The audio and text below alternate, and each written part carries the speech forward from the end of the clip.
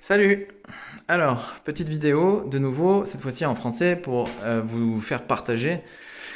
Comme vous pouvez voir, le Bavarian Bush n'est plus vraiment une Bavarian Arch, c'est-à-dire que la racine a été retirée, l'énorme racine a été retirée. On peut voir ici le tube qui alimentait la racine qui a été coupé et c'était assez douloureux de le faire, mais c'était nécessaire car maintenant les plans, ça va être de le refaire, mais sans une partie de bois immergé aussi importante.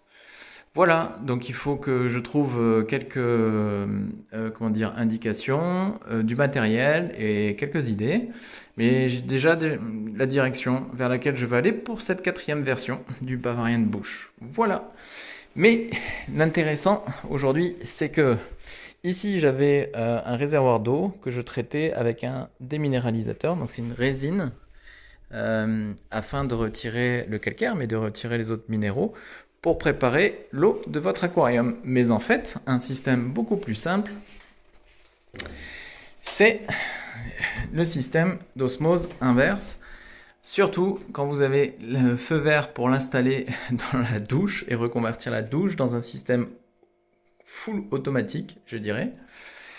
Alors, on a une électrovanne qui est relié à un senseur ici, qui détecte la présence d'eau, ou justement l'absence, si on commence à utiliser de l'osmosée.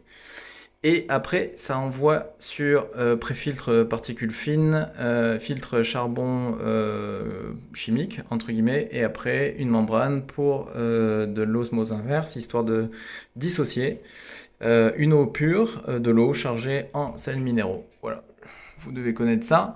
Petite pompe à air pour aérer avant d'injecter dans l'aquarium. Le chauffage va être branché. Et toute la partie 220 en fait est gardée en haut et ne descend que du 24 volts. Donc ici c'est Aquamedic 5.2, c'est la pompe de retour qui est sur 24 et l'électrovanne qui est ici est aussi sur 24 volts. Voilà, j'ai essayé de minimiser les risques et normalement ça devrait le faire.